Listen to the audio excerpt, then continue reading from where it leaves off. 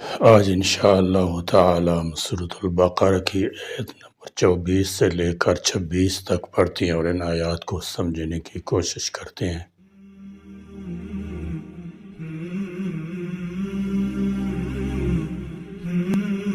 اعوذ باللہ من الشیطان الرجیم، بسم اللہ الرحمن الرحیم۔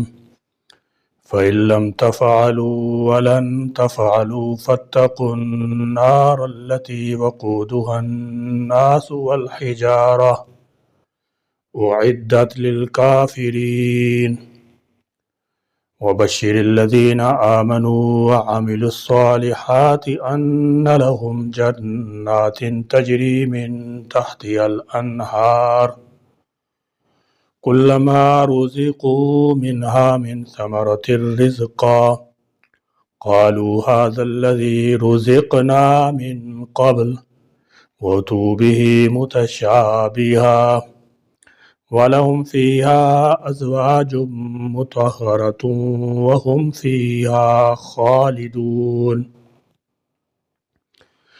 إِنَّ اللَّهَ لَا يَسْتَحْيِي أَن يَضْرِبَ مَثَلًا مَا بَعُوضَةً فَمَا فَوْقَهَا فَأَمَّا الَّذِينَ آمَنُوا فَيَعْلَمُونَ أَنَّهُ الْحَقُّ مِن رَّبِّهِمْ وَأَمَّا الَّذِينَ كَفَرُوا فَيَقُولُونَ مَاذَا أَرَادَ اللَّهُ بِهَٰذَا مَثَلًا يُضِلُّ بِهِ كَثِيرًا وَيَهْدِي بِهِ كَثِيرًا وَمَا يُضِلُّ بِهِ إِلَّا الْفَاسِقِينَ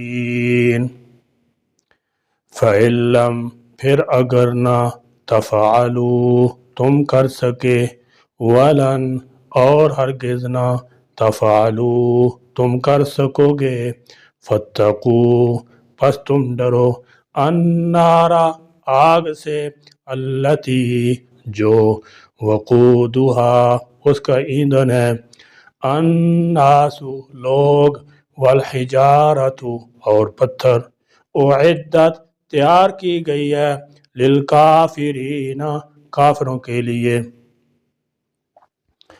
اللہ تعالیٰ جل شانہ کو پہلے ہی علم تھا کہ ایسا کلام پیش کرنا انسان کے بس سے باہر ہے، اور یہ جو 5 مرتبہ قرآن میں کفار کو چیلنج کیا گیا ہے تو یہ ان پر اتمام حجت کے لیے ہے کہ اگر ان واضح دلائل کے بعد کوئی کفر پر اڑا رہتا ہے تو اسے اس دوزخ کے عذاب سے ڈر جانا چاہیے جس کا ایندھن انسان ہی نہیں معدنی پتھر جیسے پتھری کوئلہ گندھک وغیرہ بھی ہوں گے جو آگ کی حدت کو 20 گنا تیز کر دیتے ہیں۔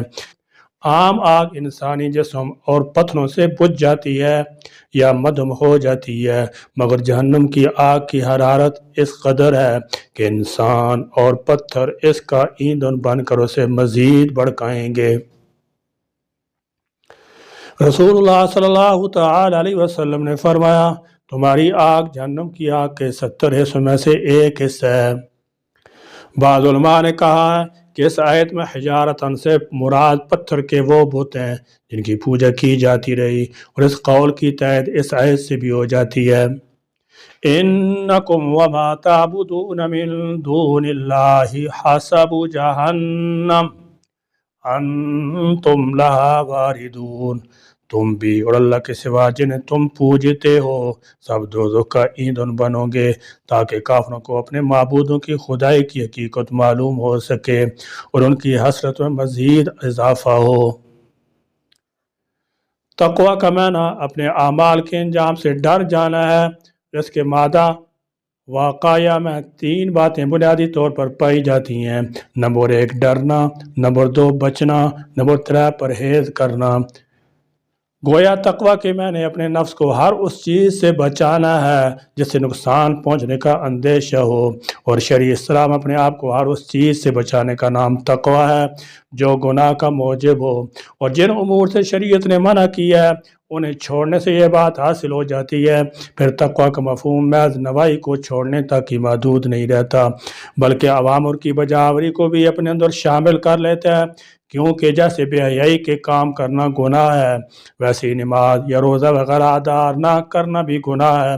اور تمام تر عبادات کا بنیادی مقصد انسان کے اندر تقوی پیدا کرنا ہے، یعنی وہ ہر کام کے کرنے سے پہلے اس کا انجام سوچتا ہے اور اس انجام کو ملحوظ رکھ کر اسے اختیار کرتا یا چھوڑتا ہے۔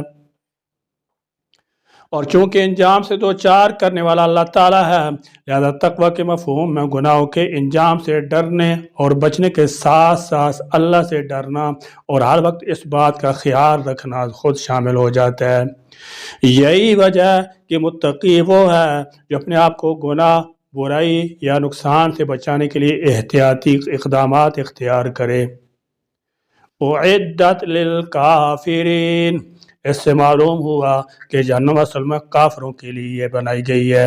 کوئی مومن اس میں جائے گا تو کفر کے کسی کام کے ارتکاب کی وجہ سے ہی جائے گا، اگرچہ ہمیشہ اس میں نہیں رہے گا۔ اور یہ بھی معلوم ہوا کہ جہنم اس وقت بھی موجود ہے، یہی تمام سلف کا عقیدہ ہے، اس کا انکار صریح آیات و احادیث کا انکار ہے۔ وبشر، اور خوشخبری دے دو، الذین، ان لوگوں کو جو آمنو، ایمان لائے، وعملوا الصالحات، اور انہوں نے عمل کیے نیک، ان، کہ بے شک، لہم، ان کے لیے، جنات، باغات ہیں، تجری، بہتی ہیں، من تحتہا، ان کے نیچے سے، الانہار، نہریں، کلما، جب بھی، رزقو، ان کو رزق دیا جائے گا، منہا، ان سے، من ثمرۃ، کوئی پھل، رزقاً، بطور رزق، قالو، وہ کہیں گے، ھذا الذی، یہ تو وہی ہے جو رزقنا، ہم رزق دیے گئے، من قبل، اس سے پہلے، وَأُوتُو، اور وہ دیے جائیں گے، بھی، اس سے، متشابہاً، ملتا جلتا، وَلَهُمْ، اور ان کے لیے، فیہا، اس میں، ازواج، بیویاں ہوں گی، مطہرات، پاک کی ہوئی، وہم، اور وہ سب، فیہا، اس میں، خالدون، ہمیشہ رہنے والے ہیں۔ قرآن کریم میں آپ اکثر یہ بات ملاحظہ کریں گے کہ جہاں کہیں کفار اور ان کی وعید کا ذکر آتا ہے، وہاں ساتھ ہی مومنوں اور ان کی جزا کا ذکر بھی ساتھ ہی کر دیا جاتا ہے، اور اس کے برعکس بھی یہی صورت ہوتی ہے، کیونکہ انسان کی ہدایت کے لیے ترغیب اور ترہیب دونوں باتیں ضروری ہیں۔ یعنی قرآن کریم نے ہر جگہ ایمان کے ساتھ عمل صالح کا تذکرہ فرما کر اس بات کو واضح کر دیا ہے کہ ایمان اور عمل صالح، ان دونوں کا چولی دامن کا ساتھ ہے۔ عمل صالح کے بغیر ثمرآور نہیں، اور ایمان کے بغیر اعمال خیر کی عند اللہ کوئی اہمیت نہیں۔ عمل صالح کیا ہے؟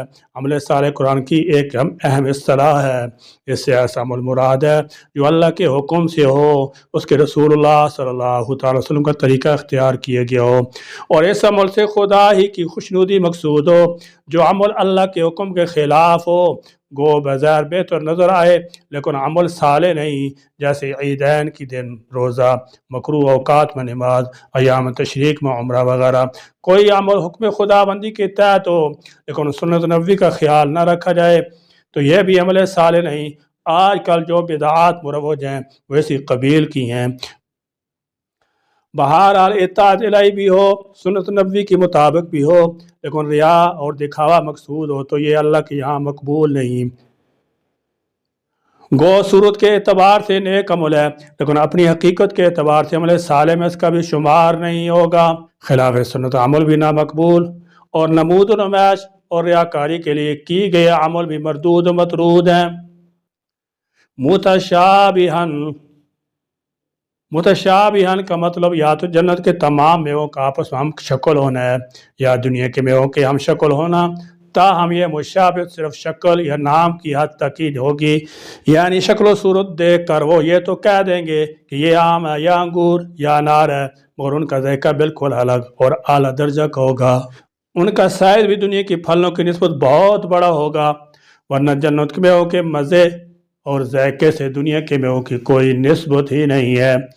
جنت کی نعمتوں کی بابت حدیث میں ہے، ما لا عین رأت ولا اذن سمعت ولا خطر علی قلب بشر، نہ کسی آنکھ نے انہیں دیکھا نہ کسی کان نے ان کی بابت سنا اور دیکھا سنتوں کو جا کسی انسان کے دل میں ان کا گمان بھی نہیں گزرا۔ آگے فرمایا ازواج مطہرہ، جنتی لوگ سب کے سب خواہ مرد ہوں یا عورتیں بول و براز نیز اخلاق رذیلہ سے پاک صاف ہوں گے، ان کی بیویاں یعنی حیض نفاس دیگر علائشوں سے نجاستوں سے بھی پاک ہوں گی۔ وَهُمْ فِيهَا خَالِدُونَ، خلود ان کے معنی ہمیشگی کے ہیں۔ اہل جنت ہمیشہ ہمیش کے لیے جنت میں رہیں گے اور خوش رہیں گے، اور اہل دوزخ ہمیشہ ہمیشہ کے لیے جہنم میں رہیں گے اور مبتلا عذاب رہیں گے۔ دنیا کی نعمتیں دو میں سے ایک نقص سے خالی نہیں، یا تو انسان زندہ رہتا ہے اور نعمتوں سے چھن جاتی ہے، یا نعمت باقی رہتی ہے اور خود انسان دنیا سے اٹھا لیا جاتا ہے۔ غرض فلاح کی بیماری انسان کے ساتھ بھی لگی ہوئی ہے اور ان نعمتوں کے ساتھ بھی، لیکن آخرت میں انسان زندگی بھی ابدی ہوگی اور جنت کی نعمتیں بھی لازوال ہوں گی۔ حدیث میں جنت اور جہنم میں جانے کے بعد ایک فرشتہ اعلان کرے گا، اے جہنمیوں اب موت نہیں ہے، اور اے جنتیوں اب موت نہیں ہے۔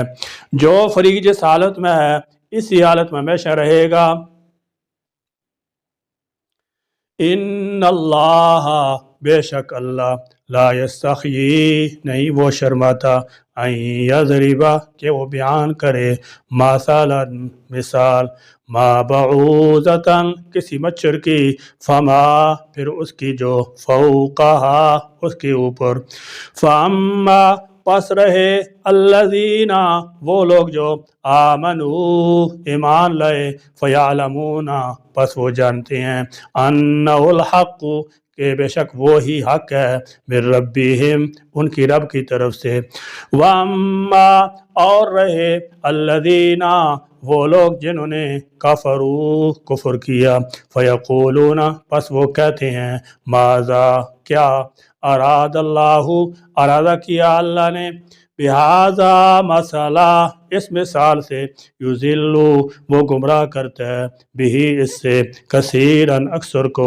ویہدی، اور وہ ہدایت دیتا ہے، بہی، اس سے، کثیراً، اکثر کو، وما، اور نہیں، یضل، وہ گمراہ کرتا ہے، بہی، اس سے، الا الفاسقین، مگر نافرمانوں کو۔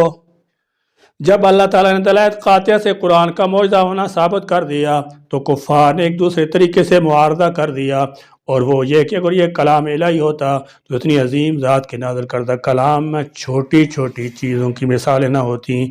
اللہ تعالیٰ نے اس کے جواب میں فرمایا کہ بات کی توضیح کسی حکمت بالغہ کے پیش نظر تمثیلات کے بیان کرنے میں کوئی حرج نہیں، اس لیے اس میں حیا اور عجاب بھی نہیں۔ فوقہا، جو مچھر کے اوپر ہو، یعنی پر یا بازو، مراد اس سے مچھر سے بھی حقیر تر چیز، یا فوق کے معنی اس سے بڑھ کر بھی ہو سکتے ہیں، اس صورت میں نے مچھر یا اس سے بڑھ کر بھی کسی چیز کے ہوں گے۔ لفظ فوقہ میں دونوں مفہوم کی گنجائش ہے۔ واضح رہے کہ اللہ تعالیٰ نے مکھی کی مثال اور مکڑی کی مثال کافروں کے معبودان باطل کی کمزوری کو واضح کرنے کے لیے دی تھی۔ اس آیت میں اسی اعتراض کا جواب دیا گیا کہ اللہ تعالیٰ کو اس بات میں کوئی باک نہیں، کوئی شرم نہیں کہ وہ مکھی اور مکڑی تو درکنار، مچھر یا اس سے بھی کسی حقیر تر چیز کی مثال بیان کرے، کیونکہ اس کی مخلوق ہونے کے لحاظ سے سب برابر ہیں۔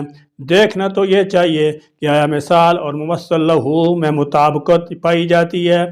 اگر مطابقت پائی جائے تو یہ مثال بالکل درست ہوگی۔ کفار کے معبود بھی تو حقیر چیزیں ہیں اور مکھی اور مکڑی بھی، لہذا تمثیل درست ہوئی۔ مثال دینے والا خواہ بڑا یا چھوٹا، اس سے کوئی بحث نہیں کی جاتی، اور کفار نے جو اعتراض کیا تھا وہ بالکل خلاف عقل تھا، جو حماقت اور عناد پر مبنی تھا۔ یضل بہ کثیراً، اللہ تعالیٰ اسی مثال کے ذریعے بہت سے لوگوں کو گمراہ کر دیتا ہے۔ ایسی بات بعض لوگوں کے ذہن میں فٹ نہیں بیٹھتی، جس کی وجہ سے وہ طرح طرح کے اعتراض کرتے ہیں، حالانکہ نہ تو وہ حکمت کے اصولوں سے وہ واقف ہوتے ہیں اور نہ ہی انہیں کلام کی حقیقت کا علم ہوتا ہے، لہذا فضول اعتراض پیش کرتے رہتے ہیں اور گمراہ ہو جاتے ہیں۔ فرمایا ایسی مثالیں صرف گمراہ ہی نہیں کرتی بلکہ وَيَهْدِي بِهِ كَثِيرًا، اللہ تعالیٰ انہی مثالوں کے ذریعے ہدایت بھی دیتا ہے۔ جو لوگ مثال کے ذریعے بات کو آسانی سے سمجھ جاتے ہیں وہ حقیقت کو پا لیتے ہیں، لہذا ہدایت یافتہ ہو جاتے ہیں۔ وَمَا يُضِلُّ بِهِ إِلَّا الْفَاسِقِينَ، اور وہ اس کے ذریعے صرف نافرمانوں ہی کو گمراہ کرتا ہے۔ شریعت میں فاسق اس نافرمان کو کہتے ہیں جو کبیرہ گناہ کا مرتکب ہو۔ فسق کے 3 درجے ہیں۔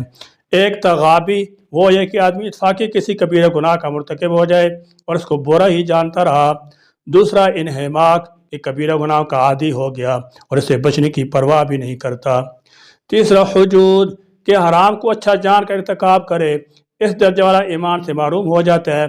پہلے 2 درجوں میں جب تک سب سے بڑے کبیرہ گناہ یعنی کفر شرک کا ارتکاب نہ کرے وہ مومن و مسلمان ہے۔ بیان کردہ آیت میں فاسقین سے وہی نافرمان مراد ہیں جو ایمان سے خارج ہو گئے۔ اللہ تبارک و تعالی ہمیں اپنی اور اپنے رسول کی نافرمانی سے بچائے۔